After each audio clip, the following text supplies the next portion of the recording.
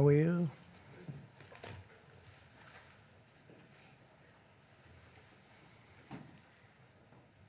We have a lot of athletic talent and great people behind me. And they're going to do some very important things for our country. Nobody knows LT, right?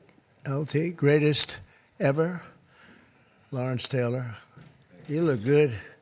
You could play right now, I think, LT. You only look that way. Well, I'm delighted to be here with some of the truly great sports legends of all time as we formally announce the newest members of the President's Council on Sports, Fitness, and Nutrition. This is an important step in our mission to make America healthy again. It's something that's very important, what we're doing, very important. Dating back to the administration of President Dwight D. Eisenhower, this council has championed the vigor and strength and vitality of the American people. Today, we continue that very proud tradition. This group is led by two-time major champion and one of the greatest players in the world, one of the highest ranked, and he just had a phenomenal Open Championship, as you probably saw, shooting one round that wasn't so good, and then he came back with about a 65 or something. He was getting a birdie on every hole. They were worried he might not make the cut, and he made the cut by about 200 strokes. It was pretty amazing, and he had a great week, actually, and he's also the longest hitter of a golf ball, I think ever, but, you know, they say ever. I would say ever. And the longest in the world today, and it's Bryson DeChambeau. He's a great guy, been my friend for a long time. And from his storied amateur career, where he won the U.S. Amateur, I think once or twice. Did you win it? It was once, and then the NCAAs as well. Okay, you won a lot of other championships, but U.S. Amateur champion. And then, as you know, he won at Wingfoot, won the U.S. Open and Pinehurst. And Bryson has always been a phenomenal ambassador to sports and to golf, but generally to life, in my opinion. He's a smart guy and a good guy, great guy, loves our country. We're also pleased to be joined by Secretary of Health and Human Services, Robert F. Kennedy, Jr. Bobby, you do a great job. He's got some big things happening, and he's got some big statements to be made very shortly in terms of over the next few months in terms of what they've been doing and finding answers to some very, very important questions. Secretary of Education, Linda McMahon, who's phenomenal, wherever you may be, Linda. Hi, Linda. What are you doing back there? And look, you've been reading about her exploits and the job that she's been doing, and we're very proud of her. Council Executive Director, Catherine Granito. Thank you very much. Thank you. Great job.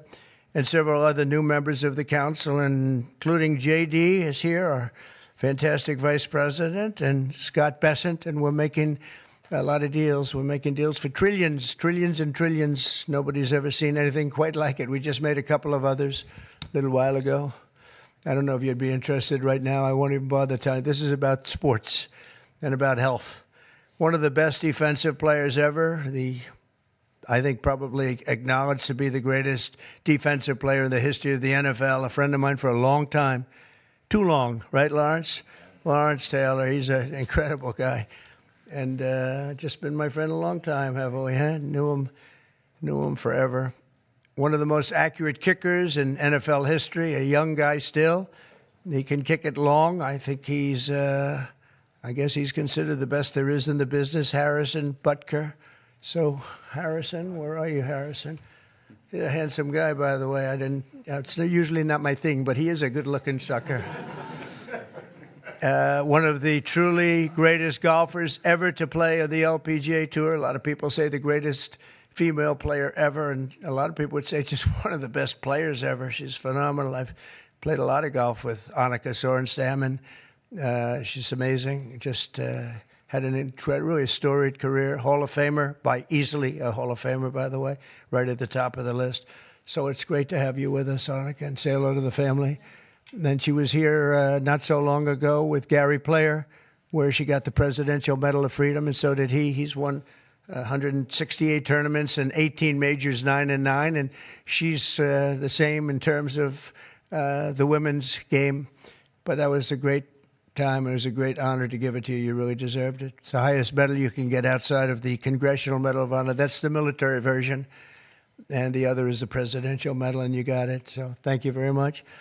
14-time WWE World Champion, and he's a man who you're not going to mess around with.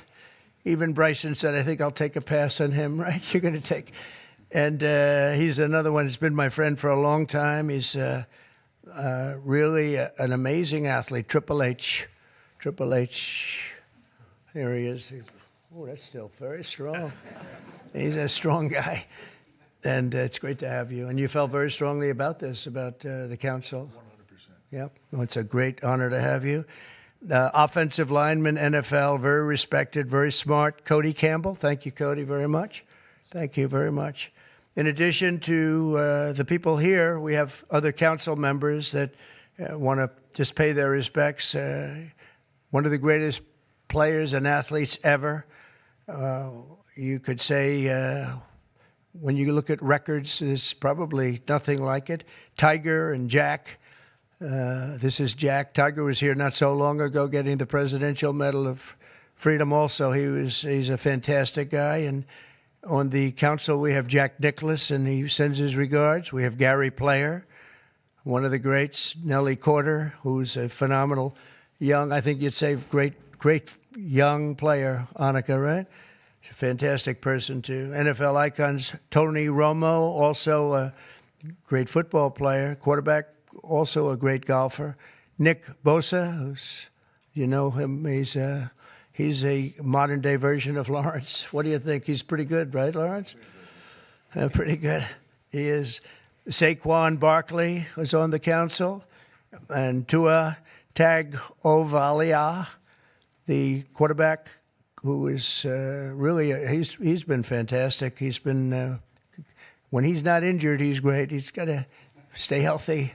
But he's a great guy. NFL Commissioner Roger Goodell is on the commission. NFL Commissioner Gary Bettman. And the great one, Wayne Gretzky, is on. And a man who also received the Presidential Medal of Freedom, Mariano Rivera. And when I looked at his record, it was unbelievable. The Sandman, my wife said, why do they keep playing the Sandman when he walks in? And I said, because he just puts the batter to sleep. He was great. When you look at his record compared to second, and Raleigh Fingers was great, and he was really great. But when you look at the record, boy, Mariano had a record. I've never seen anything like it. He was so high up. The order that I'll sign today in a few moments directs the council to develop strategies to improve America's physical fitness and renew the American spirit, excellence, competitiveness, and sportsmanship. To that end, I'm pleased to announce that we're officially restoring the Presidential Fitness Test and the Presidential Fitness Award, and it's going to be a very big thing. From the late 1950s until the 2013, graduate scholars all across our country competed against each other in the Presidential Fitness Test, and it was a big deal. This was a wonderful tradition, and we're bringing it back. I think Bryson and everybody here wanted to see if we could bring that back, and it's turned out to be very popular to do. My administration's also pressing forward with the important reforms in sports and athletics, and the group behind me and the others that I mentioned and others that I've asked to join. We have many great athletes I've asked to join the council, and we're going to let some of them come in. But they're going to also be working on college football in terms of what happened. It's a mess. What happened? It's what they're doing with college football, and the fans are upset about it, and players are being taken from team after team and being traded around like playing cards, and a lot of money's passing, and nobody knows what's happening. So these people behind me are going to be very much involved in figuring that whole thing out and working on it and trying to bring some sanity to that incredible, not only the football, college sports, very, very bad for women. It's very bad what's happening, because now all of a sudden there's no women that are able to get the money that they're talking about. You know, it seems to be going mostly to football, some basketball, and women's sports are being totally decimated. We know that, Annika, you know, with this. It's all going into football, and some to basketball, and everything else is being left behind. And women are being left behind, and lesser sports are being left behind, and the Olympics is being decimated because that was like training for the Olympics, and now we're not going to have that many of those sports left. The smaller sports, they're almost going to be completely wiped out. This is crazy what's going on. We banned men from competing in women's sports, and last week the United States Olympic and Paralympic Committee announced that they will be complying with that order, so there won't be men playing in women's sports. That seemed like an easy one. They say it's an 80-20 issue during the campaign. I said, no, that's not 80-20. That's 97-3. Maybe it's 98-2, perhaps. And last Thursday, we terminated third-party pay-for-play schemes in collegiate athletics and effectively we saved college sports, but now we have to heal it because it's really a mess. It's a real mess. This council will play an important role in shaping these new policies and ensuring that we preserve the American athletic tradition for many generations to come. And in the years ahead, we'll have the chance to showcase our nation's athletic dominance in the world stage as we host the America 250. So we have America 250, and we have, it's going to be incredible, the Patriot Games. But we have the Ryder Cup, we have the President's Cup, we have the 2026 FIFA World Cup. So we have the World Cup here, we have the 2028 Olympics. So when they cheated on the election and they picked somebody that wasn't supposed to be there, I was very upset before that because I got the Olympics and I got the World Cup. I was the one that did it. I can't say I got America 250. It just happened to be 200. I'd like to take credit for that, but I don't think I'll be able to. But we have a big thing coming up. But I was very upset because I got them, and it was skipped an election season. And so it took place in the next term after the term that we were supposed to have. And I was extremely angry. And then when I won, I said, wait a minute, I think I just picked up the Olympics and I just picked up the World Cup. So it worked out sort of cool. But I want to again, thank everybody in the council. They want to work, too. These are people that really, we only do it by request. And people, they want to work and they want to make things better. And I hope they can make college sports better. They can heal it. They can find a solution. It's not going to be that easy. But you have a lot of smart people. So I'd like to begin by introducing Bryson to say a few words. And then we'll have Triple H, and we'll have a couple of other people say something. And then I'm going to sign that good-looking couple of pieces of paper, and it means a lot. It's going to be a very important council, and thank you all for being here. Bryson, please. Thank you, everybody, for being here. And first off, I'd like to say thank you to President Trump and Vice President Vance for your support and this initiative and council. And to be honest, I never would have thought that this opportunity would have been here right at our doorstep.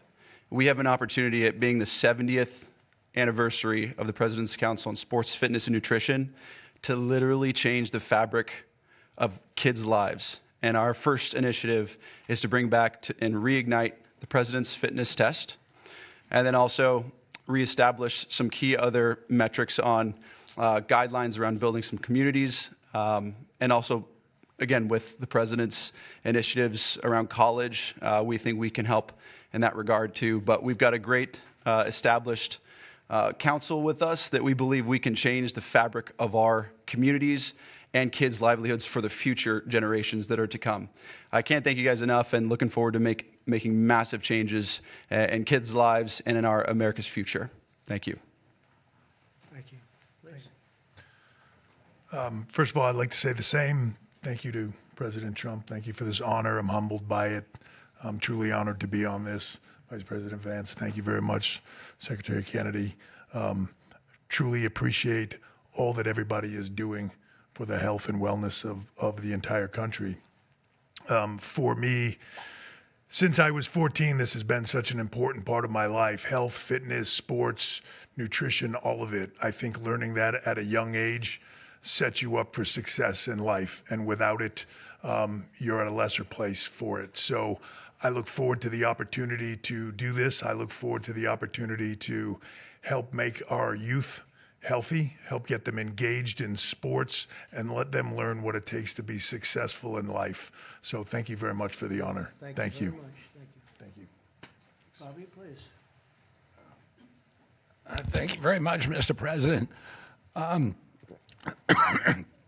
In December of 1960, a month after he won the election, my uncle, who was about to be president, wrote an article for Sports Illustrated called "The Soft American," and he was lamenting the fact that America had prided itself on its beef jerky toughness, and that we were losing that. We were falling behind Europeans. We were falling behind other nations.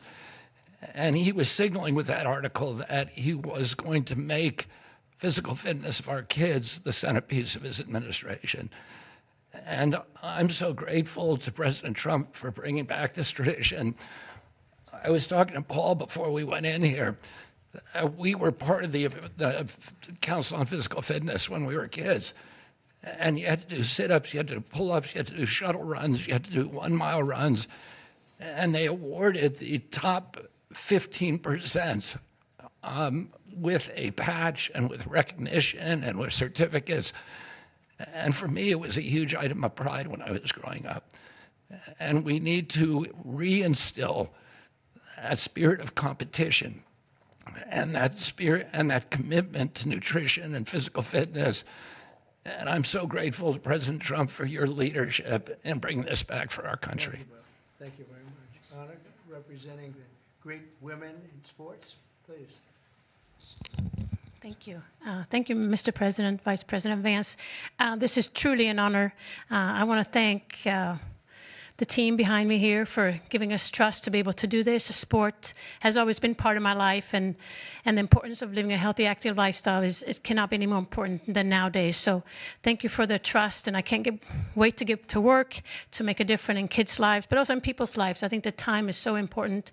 Obesity is the highest it's ever been. Mental health, as we all know, the need ought to be tackled. So thank you for the trust, and look forward to going to work with the team behind me. Appreciate it. Thank you, Don. Lawrence, you want to say a few words? Come on up. Come on. He's a little shy, but once he gets going, nobody can stop. Oh, no, that don't stop. I'm just proud to be on this team. I don't know why. I don't know what we're supposed to be doing, but I'm here to serve, and I'm here to serve you. Okay, so I'm going to do the best I can for as long as I can. Thank you very much. Nobody like him. Come on, young superstar. Obviously very excited to be here. Thank you, Mr. President, for allowing me to serve on the council. Just excited to do my part to help make America healthy again, to help our youth be healthy and thrive and grow up and be great citizens of this country and be great family members and contribute to this great country. And I think you have to be strong in mind, in body, and soul. So thank you so much for allowing me to be here. Thank you. Thank you very much.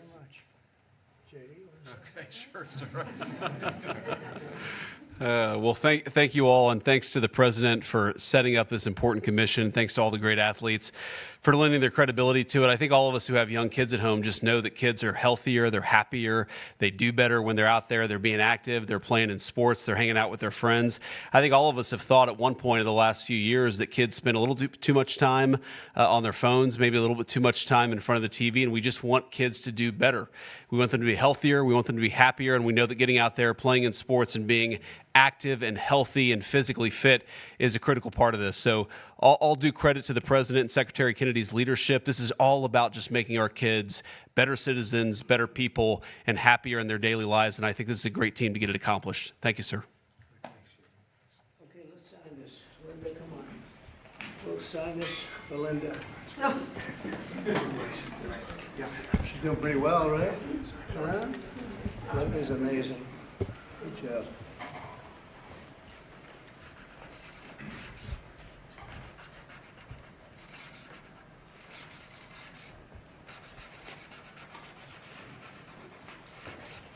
Okay, we got it. I think we're good.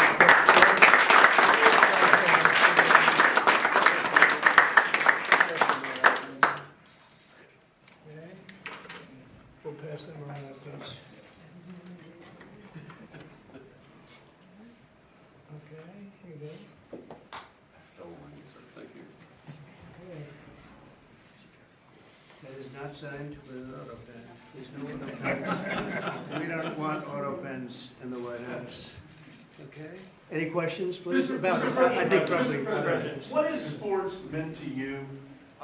And did you have a sports hero growing up? Maybe Lawrence Taylor. I don't know. It could be Lawrence. Or I know him so well. Well, a lot of sports heroes. It meant a lot. I was always a person that loved playing sports. I was good at sports. When you were really focused on sports, you thought about nothing else. There was nothing else outside. It kept you. And to an extent, this is one of the reasons I like golf. You get away for a couple of hours. I play quickly and get through it. And for 2 hours, you're not thinking about all of the nonsense and all of the important things, frankly, but it cleans your mind. No, I think sports is so important. I think what this council is doing is going to be very important. And it gives you a little exercise, sometimes a lot of exercise. It's a great thing. It's a great thing. Sports are, you learn about people and you learn about how people compete. Now, it doesn't mean that if somebody's not a good athlete, a lot of people just are not good athletes, so they can't compete. But you learn about people playing sports and playing sports with and against some. So I've always loved it. It's been very important to me. These people are, inspirations. These are the top people in their individual sports. The council itself, I mean, they have some of the greatest champions, for the most part, the greatest champions in their sport. So they really understand sports, and understanding it's very important. Thank you for the question. Yeah, please. Please, go ahead. Yeah, Mr. President, can you talk about your plans for the new ballroom that was announced today? Yeah. And the $200 million, that's going to be paid for by yourself as By well me, as yeah. private donations? It's a private thing, yeah. I'll do it, and we'll probably have some donors or whatever, but it's about $200 million. So we've been planning it for a long time. They've wanted a ballroom at the White House for more than 150 years, but there's never been a president that was good at ballrooms. I'm really good. In fact, I looked at one that we just built in Turnberry in Scotland, and it's incredible. We're good at building. I'm good at building things, and we'll get it built quickly and on time. It'll be beautiful, top of the line. We've retained the best architects and engineers, everything else. It'll be built over on the east side, and it will be beautiful. It'll be views of the Washington Monument. It won't interfere with the current building. It'll be near it, but not touching it, and pays total respect to the existing building, which I'm the biggest fan of. It's my favorite. It's my favorite place. I love it.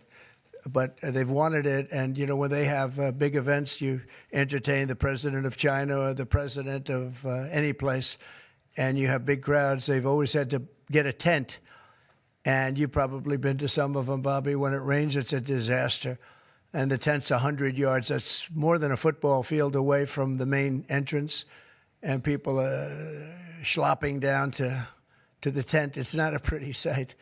The women with their lovely evening gowns, all of their hair all done, and they're a mess by the time they get. And they've always wanted to have it. And I said, in the first term, I said, if I get another shot at this, I'm going to do a ballroom. I was pretty busy in the first because I was running the country, and I was also fighting for survival with all of the lunatics I had to beat. But it worked out, obviously, it worked out very well because here we are. But I always said I was going to do something about the ballroom because they should have one. So we'll be leaving it. It'll be a great legacy project, and I think it'll be special. You saw some renderings of the initial. I think it'll be really beautiful. No government dollars at all. No government dollars, no. Busy week between its executive order, trade, Russia, Gaza, but also the family of Virginia Giuffre released a statement overnight in response to some of the comments that you made this week. You said that Jeffrey Epstein stole people from Mar-a-Lago. At the time, did you know why he was taking those young women, including Virginia? No, I didn't know. I mean, I would figure it was ABC fake news that would ask that question, one of the worst. But no, I don't know really why. But I said, if he's taking anybody from Mar-a-Lago, he's hiring or whatever he's doing. I didn't like it, and we threw him out. We said we don't want him, at the place. This is a story that's been known for many years, as you know. But it's, I didn't like it that he was doing that. Yeah, please. If Canada moves forward with the Palestinian state, Say it again. If Canada moves forward with recognizing the Palestinian state, is that a deal breaker for you? Well, we're going to see. No, I didn't like what they said, but that's their opinion. I didn't like that. Not a deal breaker, but we haven't spoken to Canada today. He's called. and we'll see. But we have made a few deals today that are excellent deals for the country. You know, we're taking in literally trillions of dollars for the country. This is making our country very rich and respected again.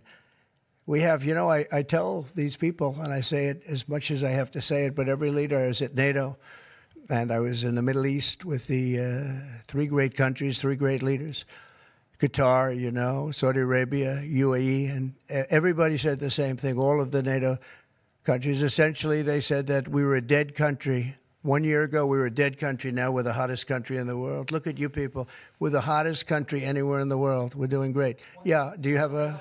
Canada currently. What's the holdup with the negotiations with Canada? Well, they have to pay a fair rate. That's all. It's very simple. They have been charging very, very high tariffs to our farmers, some over 200%. And they've been treating our farmers very badly. They've been treating our country very badly for years. And look, we like Canada. I love Canada. I have so many friends in Canada. But they've been very poorly led. They've been very, very poorly led. And all we want is fairness for our country. That's all. You know, they want to be under the, as we call it, the Golden Dome. And I said, well, you know, you're going to have to pay for that. They want a lot of things from our country, and for years we did it. We basically protect them with our military. They spend very little money on their military, as you know. Not an acceptable amount of money. Yeah, please. Thanks a lot, Mr. President. Your tariffs policy goes into effect tomorrow. Yeah. As you know, a federal appellate court today heard oral arguments about whether or not you had the authority to unilaterally impose those tariffs. I'm not going to get you to weigh in on the legal arguments, but you're weighing your decision to do that, your authority to do that, based on a 1977 law. It's never been invoked before. Why didn't you invoke this law? Well, we've been winning all along. I just want to ask you, why didn't you invoke this law in your first term? You could have taken in billions upon billions of dollars in your first term, but you waited until your second term. Yeah, because in my first term, I was fighting lunatics like you who were trying to do things incorrectly and inappropriately to a president that was duly elected. And we did do certain tariffs in the first term. If you look at China, we took in hundreds of billions of dollars from China.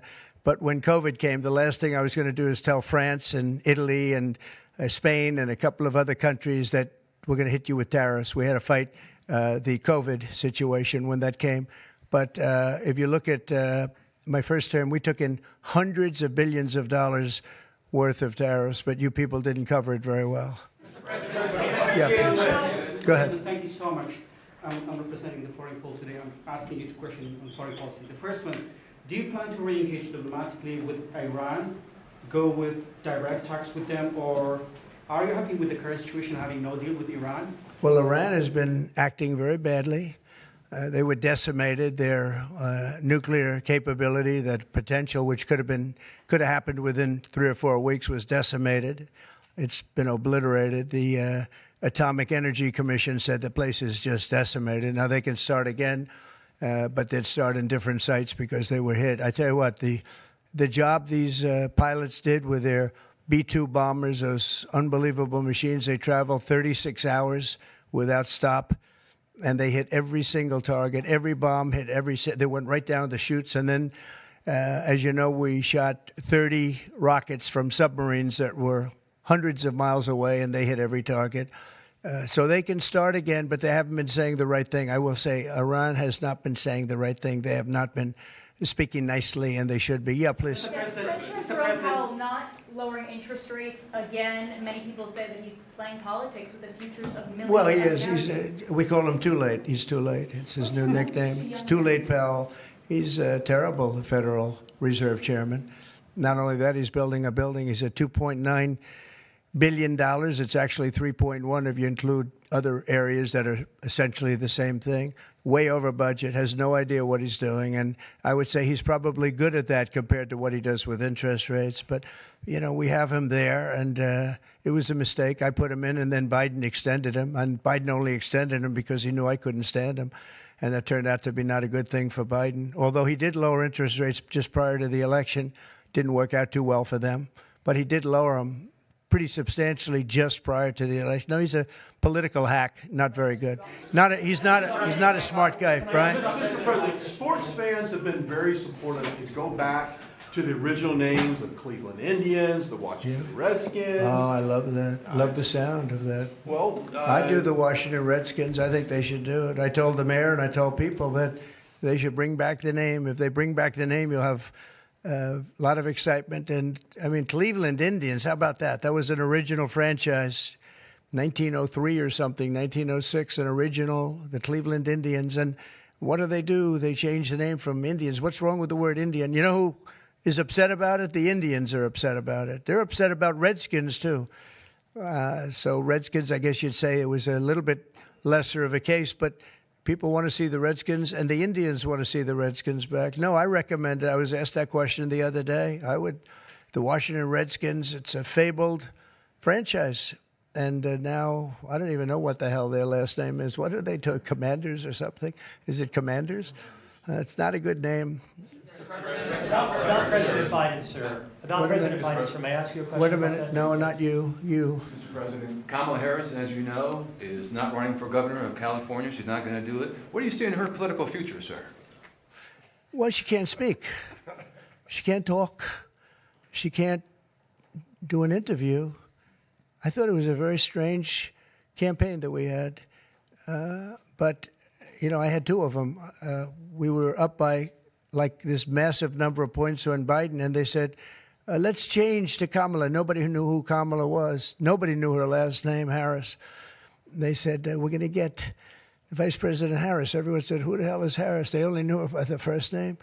But no, I thought she was a terrible candidate. Look, don't forget, she didn't really get the nomination. I mean, that whole nomination was strange. She was the first one out. You know, she took a good amount of points with her when she announced, but nobody knew her. And once they got to know her, she dropped out very shortly after she started. And she started with a pretty good, you know, she was like in second or third place. But I don't know. I mean, I wouldn't call her a skilled politician. Would you? She's also coming out with a book. Any plans to buy it? I don't know. Yeah, I think I'm going to buy it. I'd love to see it. No. I'd find it. Look, I find everything in politics interesting. I sort of enjoy politics. She wasn't a skilled person. You know, you have skilled politicians, really skilled politicians, and then you have some that aren't. And she was put in a very tough position, I think. She did have a 6-week honeymoon. They were told me, the pros said, you know what, she's going to have a 6-week. And she did. She was like untouchable in terms of everybody thought great. But she didn't do any interviews or anything, which was strange. Not even friendly interviews with friendly reporters like her right there, a really friendly reporter. And you know what happened? People said, what's wrong with her? Why isn't she doing? She made a mistake. She should have done interviews. She didn't run a great campaign, but we beat Biden, and then we had to beat, nobody's beaten two. I had to beat two. That's like Dana White, the great Dana White has a fight, and he has a fighter that's getting the hell knocked out of him. They say, well, let's take him out and put somebody else in. Didn't seem fair to me at the time, but where are we? We're in the White House. So, I mean, you know, so it worked out. Very serious question here. Russia today hit Kyiv with missiles and drones, more than 100 people, kids. I think it's Russia, I think it's disgusting what they're doing. I think it's disgusting. This is Biden's war. It's not my war. But I said if I get in, I'll try and get the thing stopped. But I think what Russia's doing is very sad. A lot of Russians are dying. You have a lot of Russians. More Russians are dying. But Russians are dying. Ukrainians are dying. You know, the United States isn't really involved in that war. It shouldn't be. And by the way, I made a deal with NATO where NATO pays us for everything that we send. We send them ammunition, missiles, etc. And we're not paying anything for that war. But I will tell you this, it should be stopped. It's a disgrace. And the ones that are dying are they're losing 7,000 now. It was 5,000. They're losing now 7,000 soldiers a week, Ukrainian soldiers and Russian soldiers. And they're also losing people now in the towns and cities because Putin's hitting them with rockets. No, I think it's disgraceful. You have a 10-day deadline. You imposed a 10-day deadline. Yeah, we have about 8 days. Yeah, we're going to put sanctions. I don't know that sanctions bother him. You know, they know about sanctions. I know better than anybody about sanctions and tariffs and everything else. I don't know if that has any effect, but we're going to do it. Europe is extremely upset. But this is a war that should have never happened. This is a war that wouldn't have happened if I were president. And this is Biden's war. This was a stupid war to get into. Should have never gotten into this war. Stephen Koff is traveling to Israel. Yeah, going to Israel, and then he's going to Russia, believe it or not. Representative Marjorie Taylor Greene has said that what is occurring there is a genocide. Do you agree? Oh, it's terrible what's occurring there, yeah. It's a terrible thing. People are very hungry. You know, the United States gave $60 million for food, and it's a shame because nobody, you know, I don't see the results of it, and we gave it to people that in theory are watching over it fairly closely. We wanted Israel to watch over it. Part of the problem is Hamas is taking the money and they're taking the food. But we gave $60 million a couple of weeks ago. Nobody said anything about it. Nobody said thank you, but I didn't need the thank you. I just wanted the people to get fed, and we're helping out financially with that situation. It's a terrible situation. So just to conclude, I want to thank everybody for being here. I want to thank you for being here. This is a great group of people, and it's a good feeling. You know, when we first came to office, this country was really in trouble. And now we're rich as hell, and we're doing amazing things, and we really are. We're the hottest country in the world, and I like that. Thank you very much, everybody. Thank you. President, can I ask you about